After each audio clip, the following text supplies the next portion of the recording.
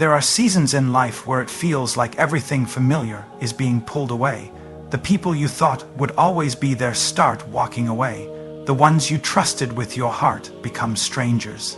And suddenly, you look around and realize you're alone. But what if that isolation wasn't punishment? It was preparation. What if God wasn't taking people from her? He was revealing the parts of herself she could never see while surrounded by noise. She had to lose everyone to find herself, not because she was unworthy of love, not because she was hard to be around, but because the voices around her became louder than the voice within her. And when you live too long off other people's approval, you begin to confuse applause with affirmation.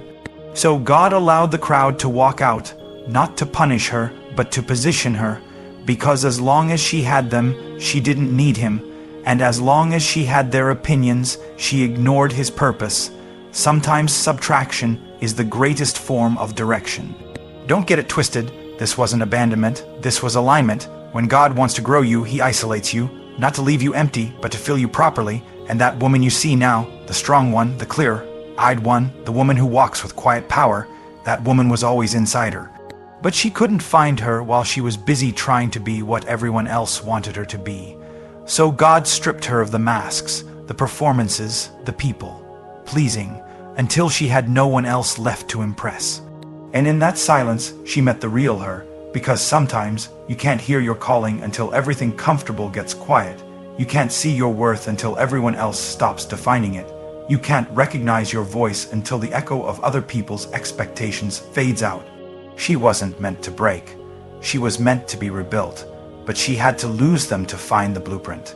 And when you're being rebuilt by God, he doesn't consult what broke you to design what will bless you.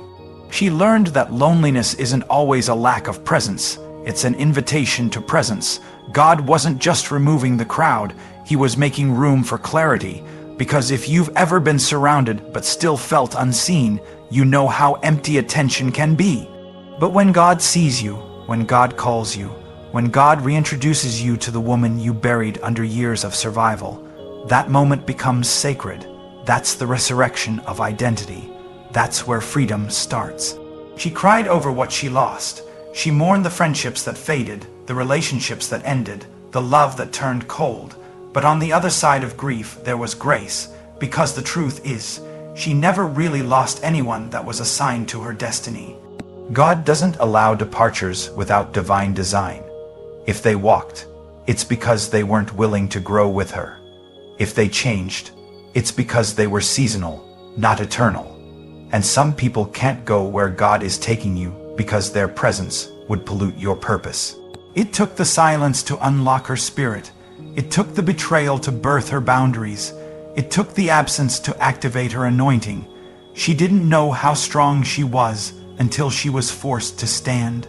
She didn't know how much peace was possible until the people who brought chaos were no longer calling.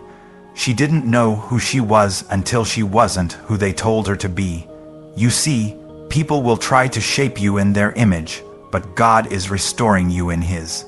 And he'll allow everything false to fall away just to reveal what was always real. So don't call it a loss, call it a lift. Don't call it rejection, call it redirection. Don't call it abandonment, call it awakening. She had to walk through that wilderness season, not because she was cursed, but because she was chosen. And when you're chosen, the crushing comes before the crown, the isolation comes before the influence, the pruning comes before the purpose. But now she sees it. Now she thanks God for the people who left, because if they hadn't walked, she wouldn't have learned how to fly. There was a version of her that was addicted to validation, addicted to fixing everyone, addicted to being needed. But that version had to die, because who she is now doesn't need everyone to agree with her. She doesn't need to be invited, included, or even understood. She found her voice in the silence. She found her strength in the storm. She found herself in the wreckage, and it wasn't easy. There were nights when she begged God to bring someone back, to fix it, to restore what was broken. But heaven was silent, not because he didn't care, but because he was answering in a different way. God knew that what she was asking for would only delay what he was developing, so instead of restoration, he gave her revelation. Instead of giving her back what was familiar, he gave her the courage to step into what was next. She's not who she used to be, not because she changed herself to fit someone's standard, but because she let God redefine the standard. She stopped being who they needed her to be, and started becoming who she was always called to be. And in that becoming, she lost the need for permission. She lost the fear of disappointing others. She lost the pressure to perform. She found peace that doesn't depend on people. She found joy that doesn't require applause. She found love that didn't need to be earned, and she discovered a God who was never impressed by her pretending, only moved by her surrender.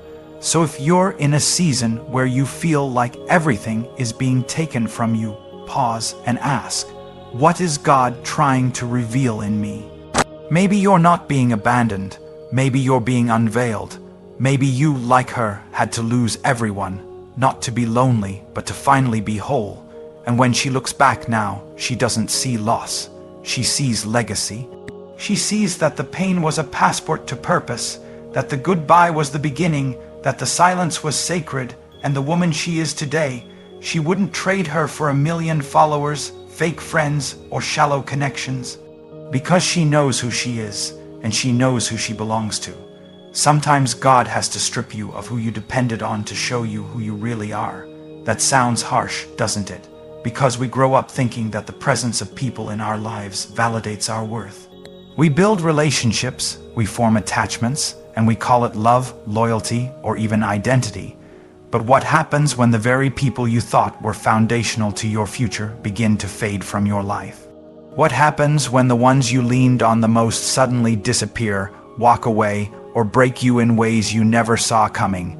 It feels like devastation, but what if it's actually revelation? Because the truth is, some of us never meet our true selves until our false supports are removed. Sometimes we're so entangled in the expectations and opinions of others that we start confusing who they need us to be with who God called us to be. And when you spend too long building your identity around other people, God will allow a breaking to begin a rebuilding. That's not cruelty, that's clarity, that's mercy dressed in disappointment. Because if you never lose them, you might never find him. And if you never lose who you thought you needed, you might never find who he always created. It doesn't feel like a blessing while it's happening.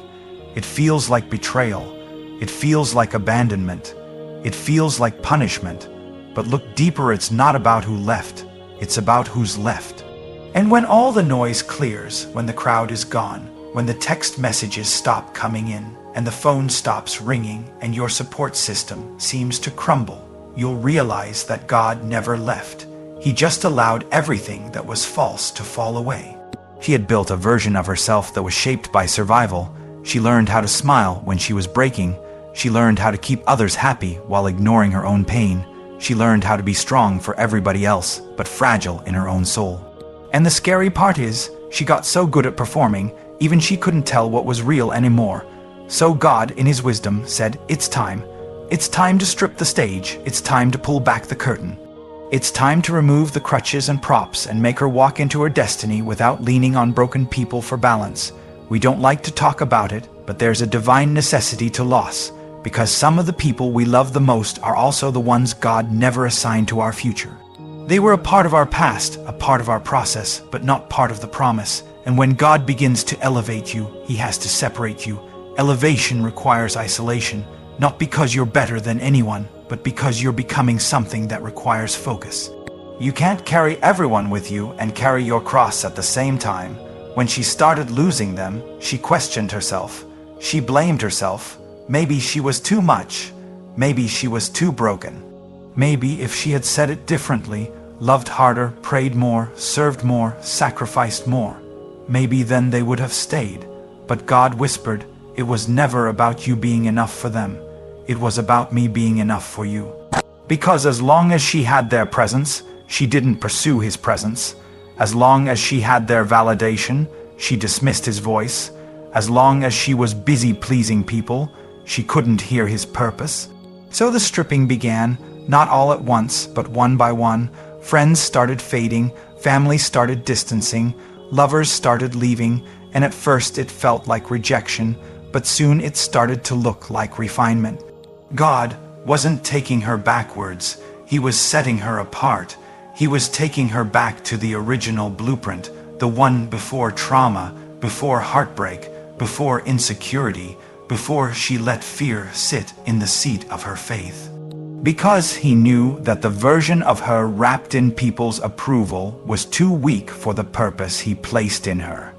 There's a cost to calling, and that cost is usually comfort. So He disrupted her comfort to deliver her character. And character doesn't get developed in applause. It gets developed in obscurity. That's where she began to hear her real voice.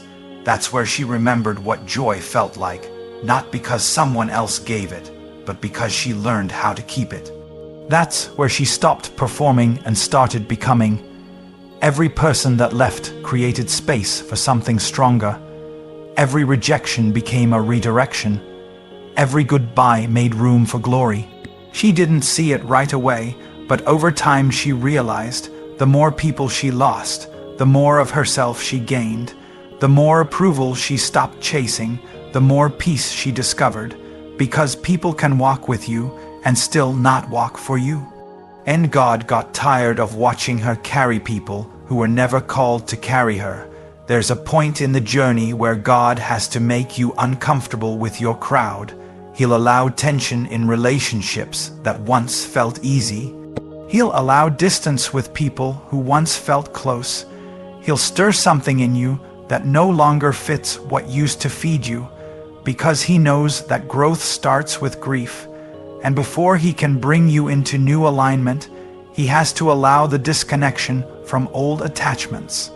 Some of the people she missed the most were also the ones who held her back the longest. But because she was loyal, she stayed too long. She said yes too much. She tolerated dysfunction in the name of faithfulness. She thought being silent about her pain was being spiritual, but now she knows peace isn't passive. Sometimes peace is walking away from what's breaking you, even when it hurts, and sometimes love looks like letting go. Not because you don't care, but because you finally do about your mind, your soul, your destiny. When she stopped depending on others for her strength, she found strength that didn't come from her at all. It came from a deeper place, a holy place, a place not touched by betrayal, not tainted by opinions, not manipulated by guilt or fear. She found a strength that wasn't shaken by shifting seasons. It didn't break under pressure. It didn't crack under criticism.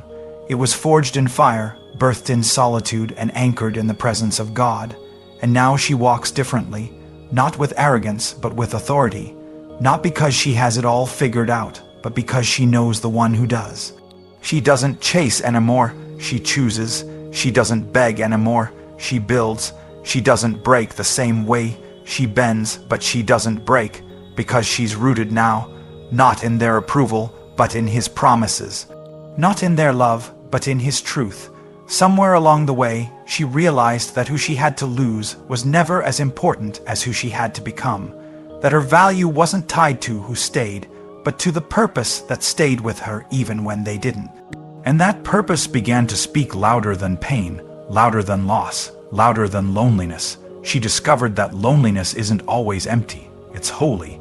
It's where God whispers things too sacred for the crowd to hear. It's where identities are resurrected, not just restored. It's where visions are born, where dreams get direction, where purpose becomes personal. And it's where she finally stopped performing for people and started becoming who she was always called to be. She stopped fearing loss because she saw what loss led her to. She stopped fearing the silence because it taught her to listen. She stopped fearing the stripping because it showed her what was solid. And what was solid was the version of her that wasn't built on applause, wasn't addicted to attention, wasn't anchored in acceptance. This version of her walks by faith, not fear.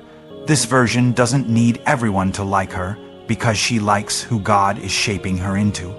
This version doesn't explain her boundaries, doesn't apologize for her healing, doesn't shrink to fit places she's outgrown. She's not bitter, she's better.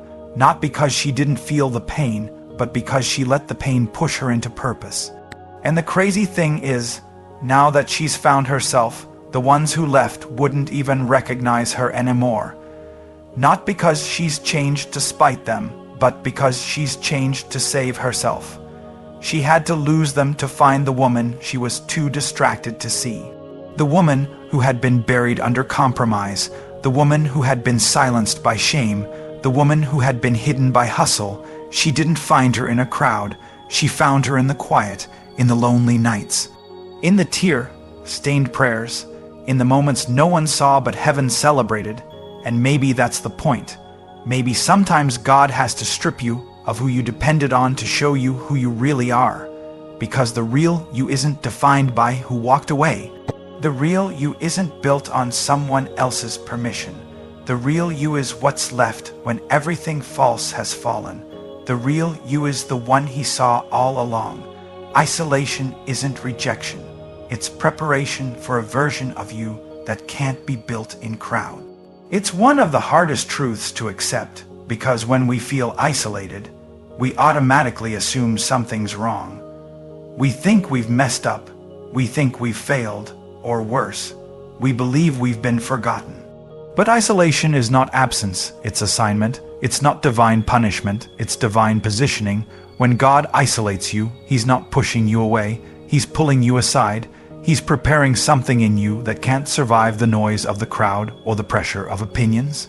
He's cultivating something that doesn't need to be validated by claps, but confirmed by calling. Because there are some things God can only do in silence, some versions of you he can only birth in solitude. You've been trying to figure out why the room you used to belong in doesn't feel right anymore. Why the people you used to laugh with now don't speak the same language. Why the conversations feel shallow.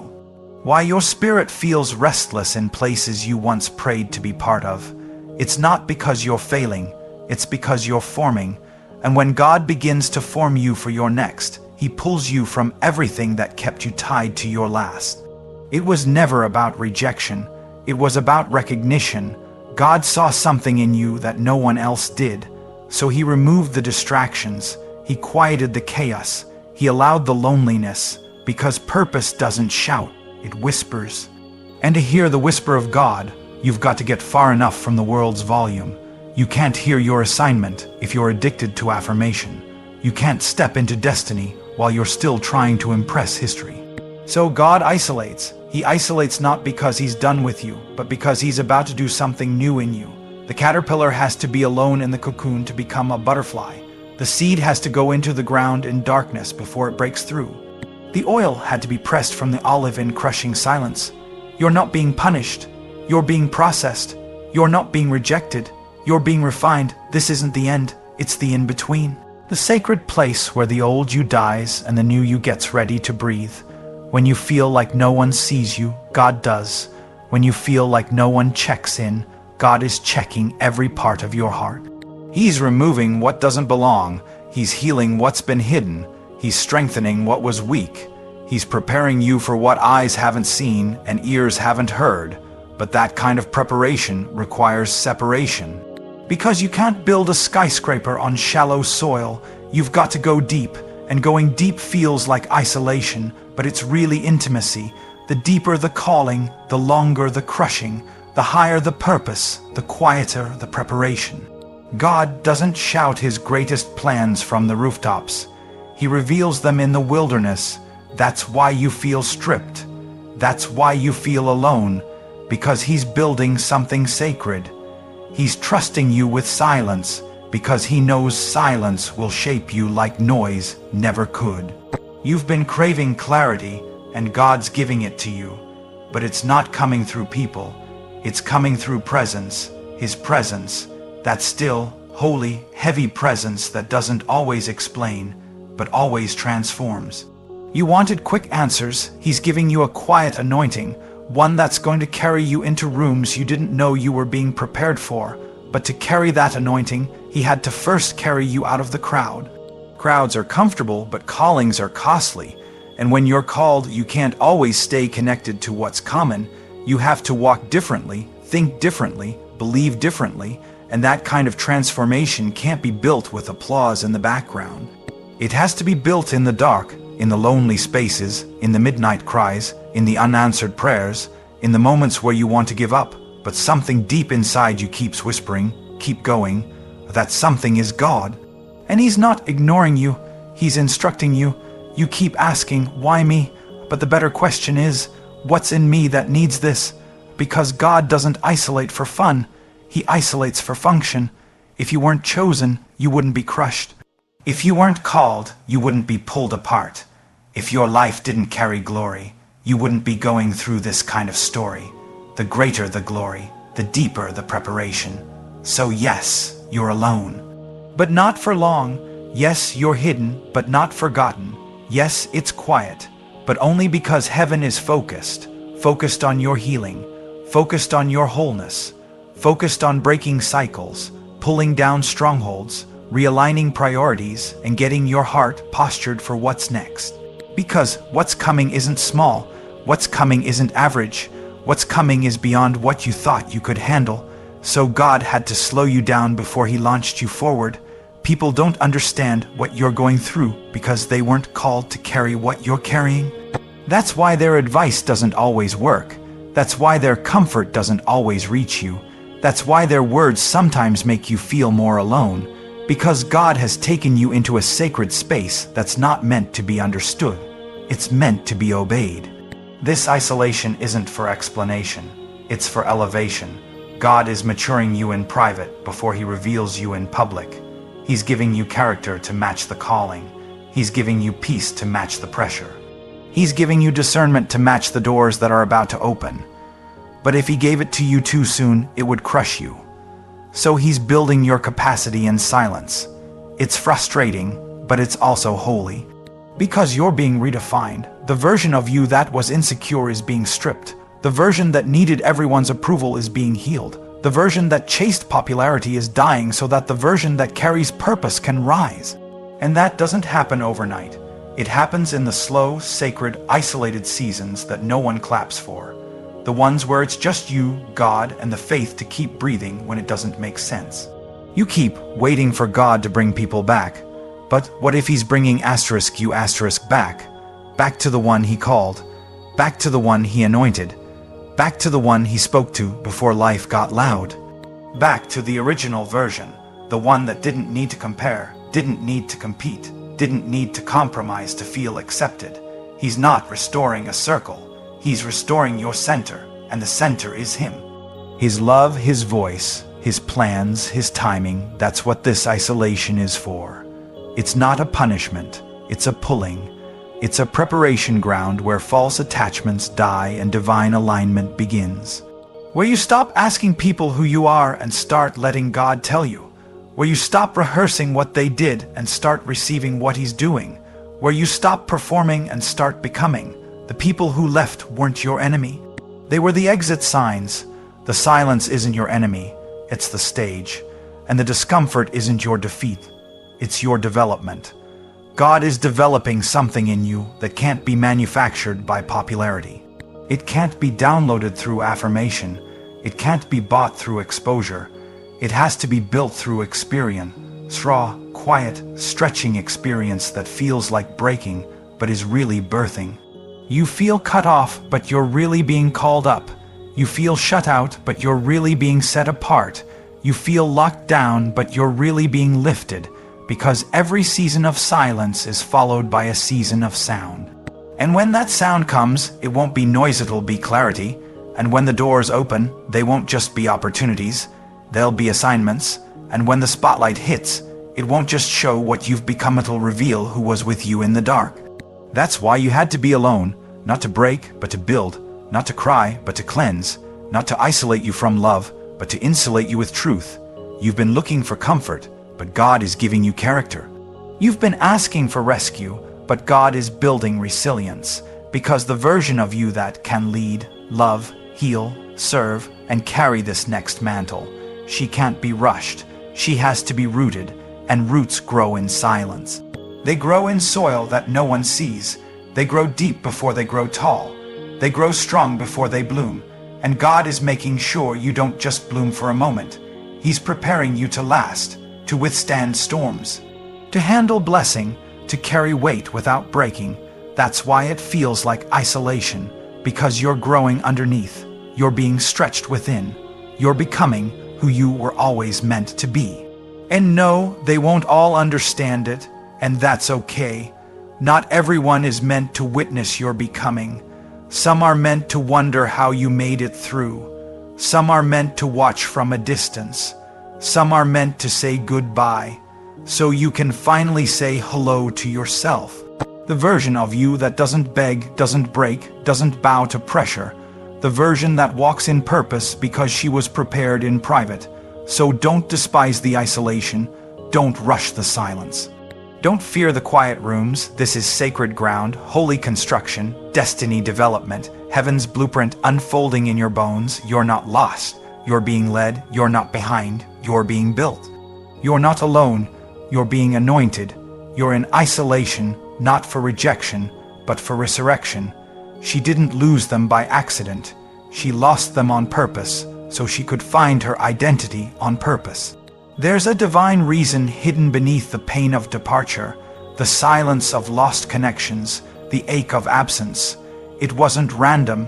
It wasn't a coincidence. It wasn't a fluke.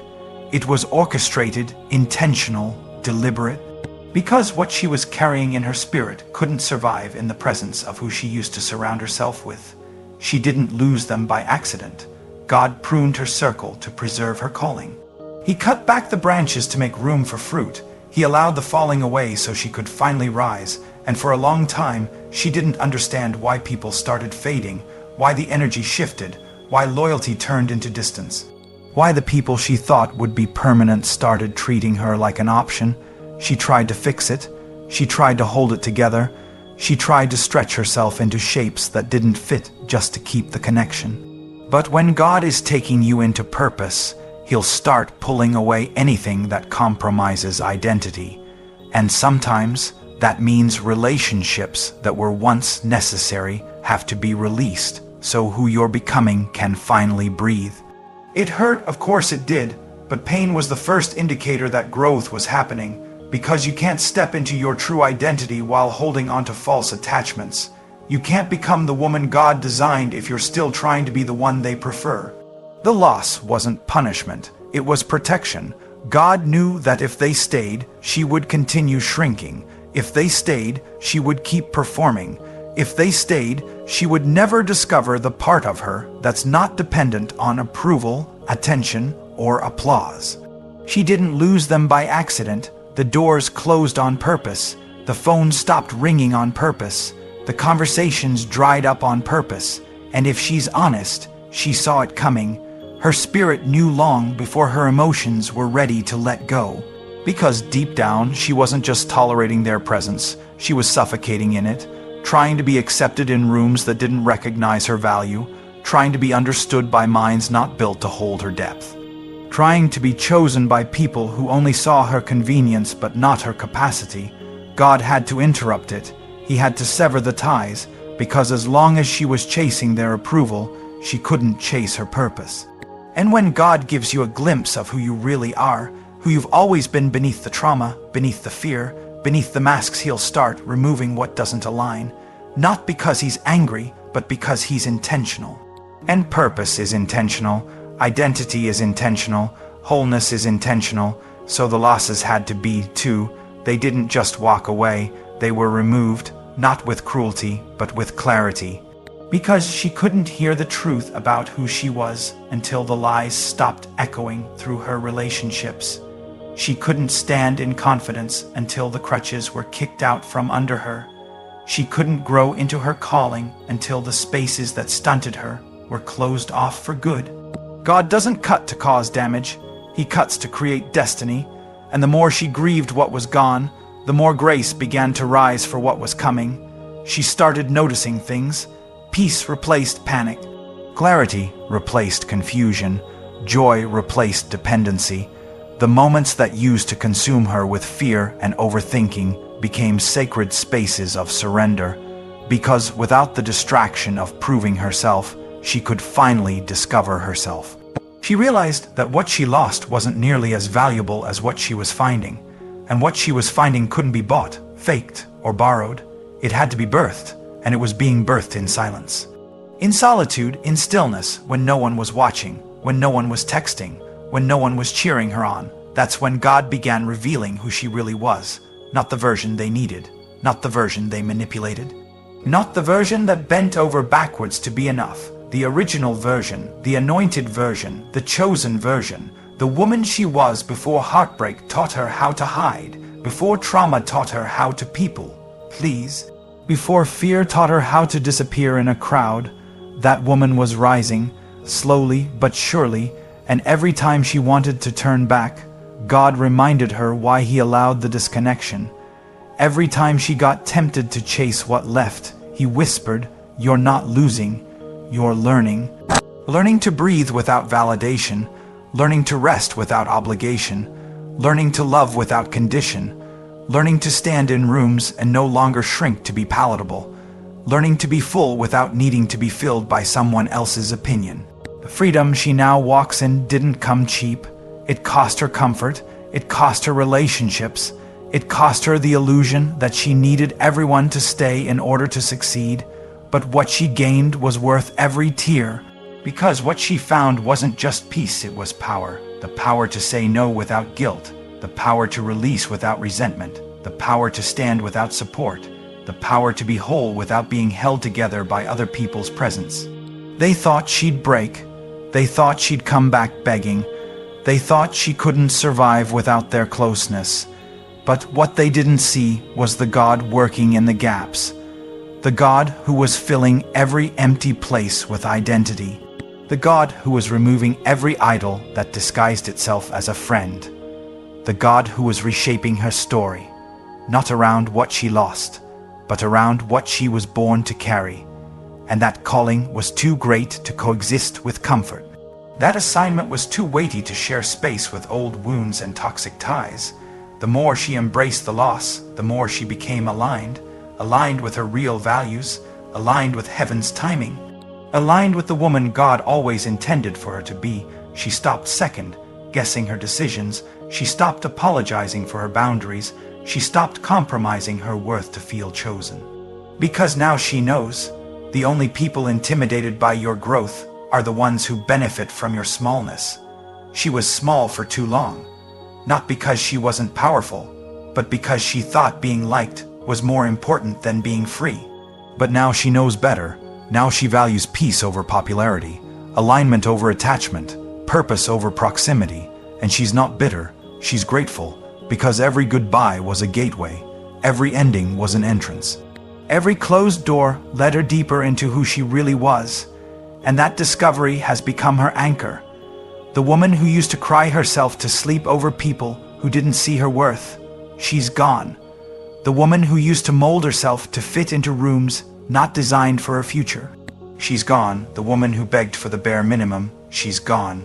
In her place stands a woman who understands that loss is often the first step toward liberation, that when God allows a subtraction, He's always preparing for multiplication. But He can't multiply what's still attached to what needs to be deleted. She didn't lose them by accident. She outgrew what was no longer aligned. She shed what could no longer carry her destiny.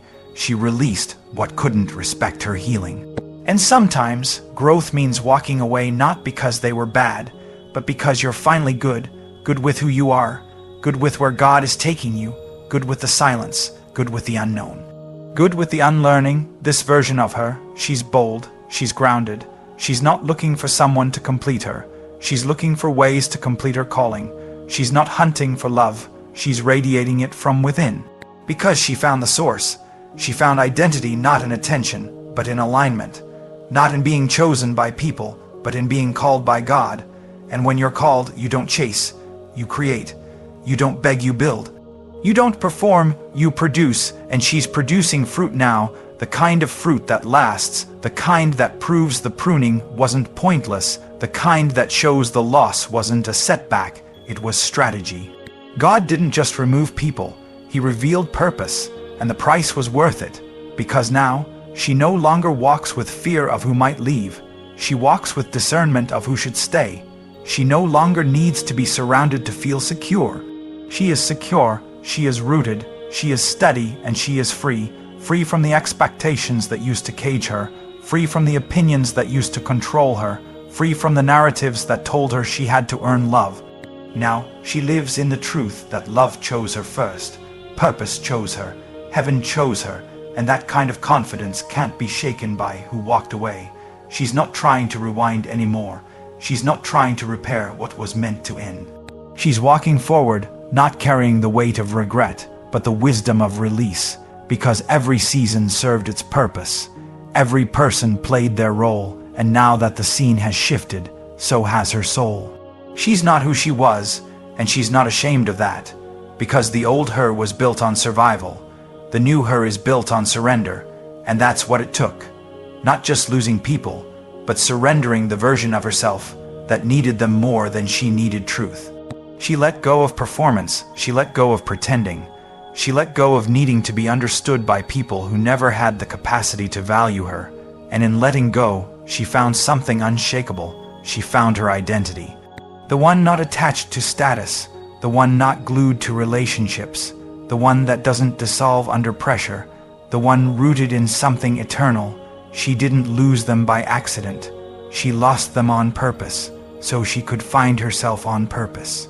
Because identity isn't discovered in crowds, it's revealed in clarity, and clarity often comes after loss, after mourning, after shedding, after choosing not to go back. She made the hard choice, the holy choice. The healing choice, and it cost her, but what she gained can never be taken away. She gained herself, her voice, her power, her wholeness, and no one has to understand it, because she does, and for the first time in a long time, that's enough.